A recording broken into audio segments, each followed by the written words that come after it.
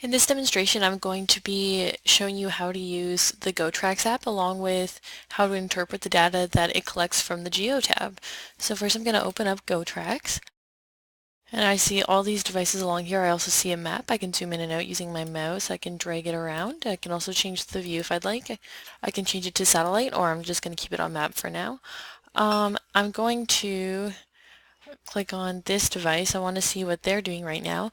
So as you can see, if I scroll over the device, I can see when the power is on. I can also scroll in on stops and see how long they were stopped for. If I scroll over any part of their path from today, I can see what time they crossed that point and how fast they were going. I can also see, because I have one device selected, I can see their street view right now. I'm just going to get rid of that, and then if I go on any part of their path and I click on it, I have a few options here. Most of these options come with ZenduCAM, so we're going to cover them in the ZenduCAM video. But the option that's always here is Street View, so this will give you the Street View at that point in time where I clicked. And then we can also export any data that's available on any of these pages under Asset Map with Excel, or we can just print off the page. I also have the option to click the time frame of what I want to see. This option is also available within Asset Map tab. So I'm just going to click on Trips now, and as you can see, we're still under the same user, the same device, and this gives me a history of their trips within this time frame. So I can see how long they were stopped for, I can see how long they were driving for, the distance that they drove. If I click on any one of these trips, I can see the path of their trip. As you can see, again, I can see how fast they were going, when they were there. If I click on here, I have all these options, especially Street View at that point in time, and I can look at when they stopped and how long they were stopped for.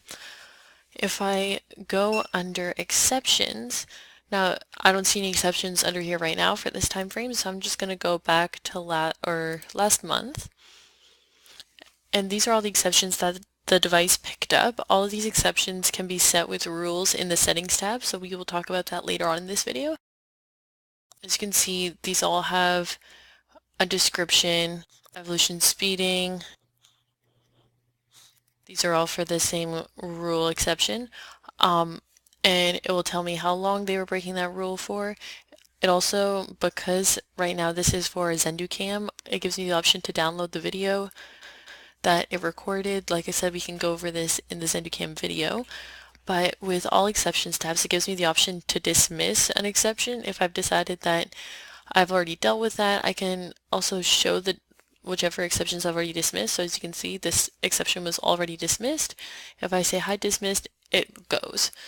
And if I click on any of these exceptions, it shows me exactly where the rule was broken. So again, I can see all the information, how fast they were going at any point in time on their trip, and I can also see the street view if I click on it. We also have a ZenduCAM tab here, and like I said, I'm going to cover that in the ZenduCAM video because this is more of a general GoTrax tutorial. So we're going to move on to reports.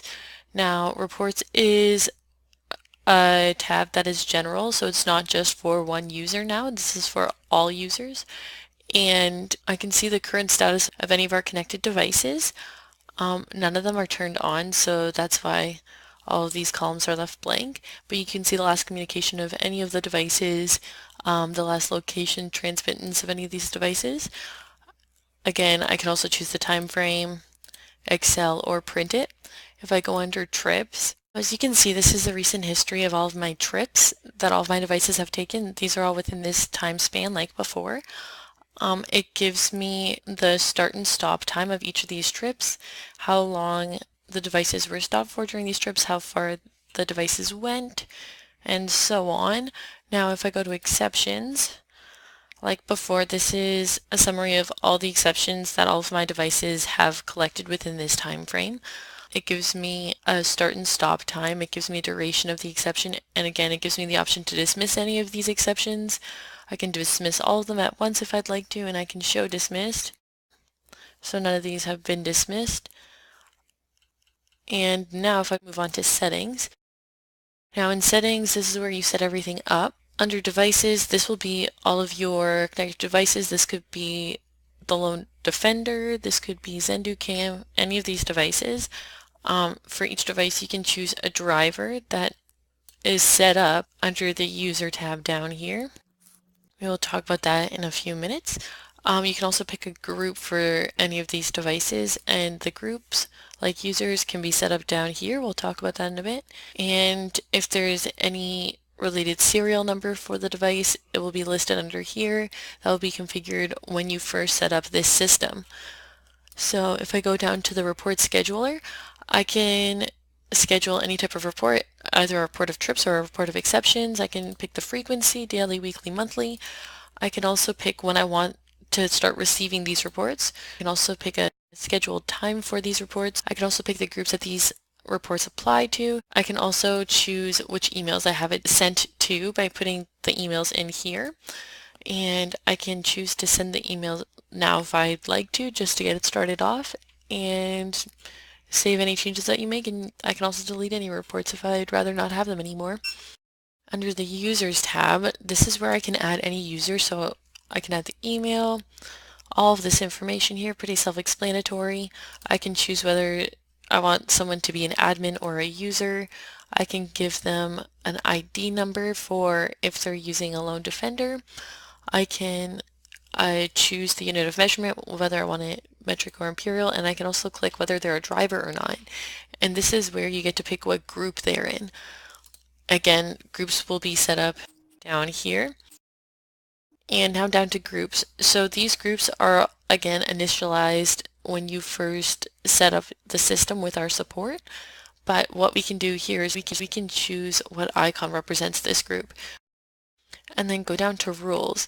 Now this is what we were talking about before. If I want to add a rule, I can pick what type of rule. So I could have a rule that's based off of lone defender data. I can make a rule based off of ZenduCAM data, or I can do it off of GoTrax or GeoTab data. I'm just going to go with GeoTab here.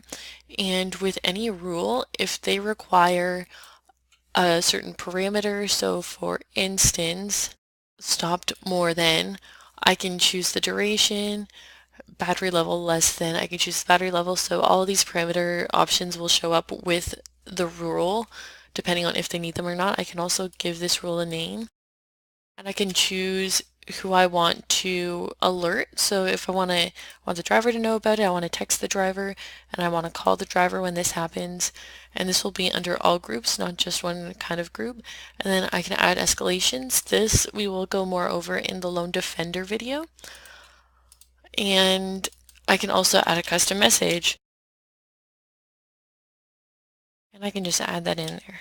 And yeah, that's a basic overview of GoTrax. For more information, you can contact us, and here's our contact information. Thank you.